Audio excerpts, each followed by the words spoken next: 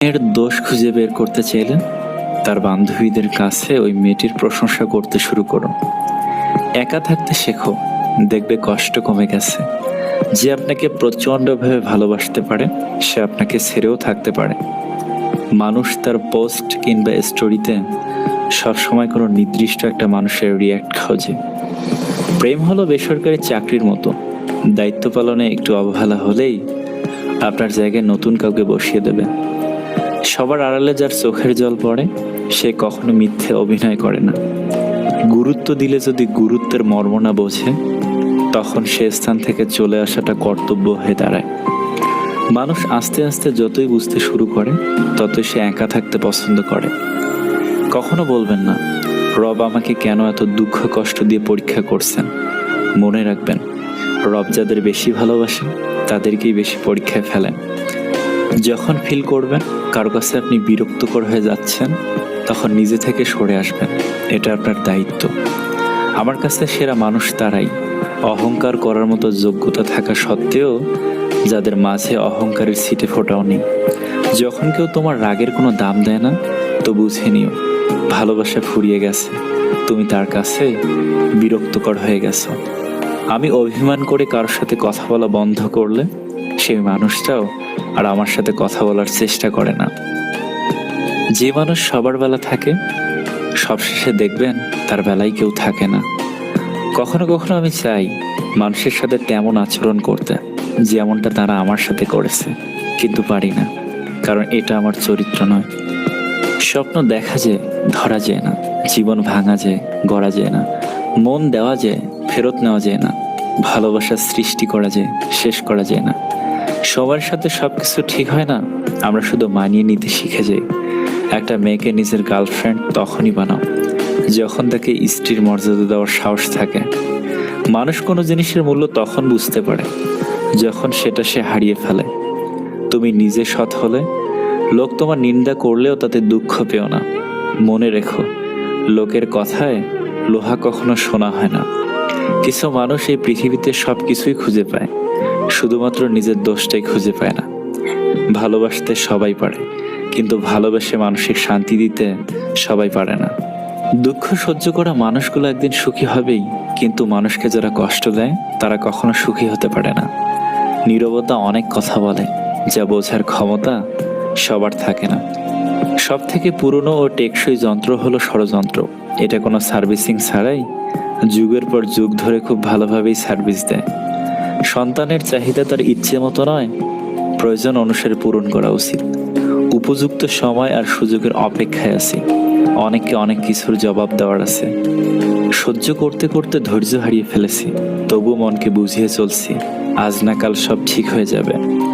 বড়লোক স্বামীর চেয়ে গরিব যত্নবান স্বামী অনেক ভালো। একটা বিবাহিত মেয়ের জন্য তার স্বামী ছাড়া উত্তম বন্ধু আর কেউ হতে পারে না। নিজের ভুলটা বুঝতে পারলে ক্ষমা চেয়ে নেওয়া উচিত। একটা ছোট্ট সরি বললে কখনো কেউ ছোট হয় না। থাকার ঘর ছোট হোক তাতে ক্ষতি নেই, কিন্তু মনের ঘর সবসময় বড় হওয়া উচিত। জীবন থাকলে সমস্যা থাকবে, আর সমস্যা থাকলে তার সমাধানও থাকবে।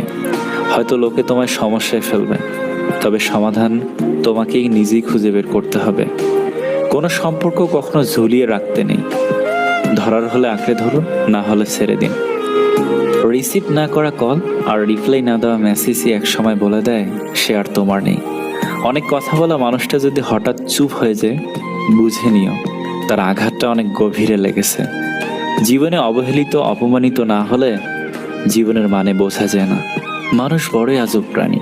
ডুবে গেলে জলকে দোষ দেয়, হোঁচট খেলে পাথরকে দোষ দেয়, কর্মের দোষ ভাগ্যকে দেয়, কিন্তু নিজের ভুলটা কোনোদিনও দেখতে পায় না। জাহাজের চারপাশে জল থাকে, কিন্তু জাহাজ ডোবে না।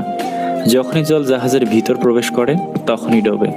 ঠিক তেমনই মানুষের চারপাশে যখন খারাপ মানুষগুলো থাকে তখন যতই সমালোচনা করুক ক্ষতি হয় না, কিন্তু যখনই খারাপ মানুষগুলোকে আপনি আপনার জীবনের অংশ করে নেন তখনই তারা আপনাকে ধীরে ধীরে ধ্বংস করে দেয়।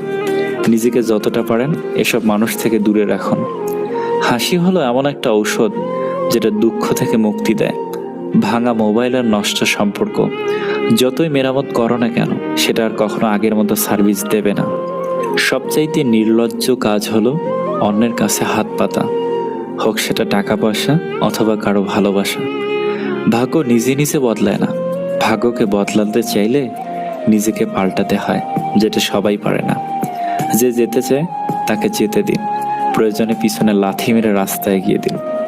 যেসব মেয়েরা বিয়ের পর শ্বশুর শাশুড়ির সাথে থাকতে নারাজ, তাদেরকে বলছি, বোন, তাহলে ইতিমখানার ছেলেদের বিয়ে করা উচিত।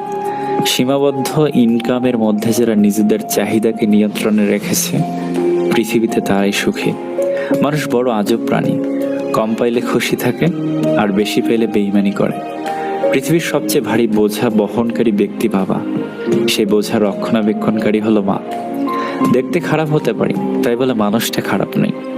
কাউকে অতিরিক্ত ভালোবাসলে সে অবহেলা করতে শুরু করে দেয়, আর কাউকে অতিরিক্ত বিশ্বাস করলে সে ঠকাতে শুরু করে। জোর করে কোনো কিছুই পাওয়া যায় না, ভাগ্যে থাকলে কেউ কেড়ে নিতে পারে না। সাজেশন সবাই দিতে পারে, সমাধান কেউ করে দিতে পারে না। জীবনে যদি ভালো থাকতে চাও তবে নিজের থেকে বেশি কাউকে ভরসা করো না, কারোর থেকে কোনো কিছু আশা করো না।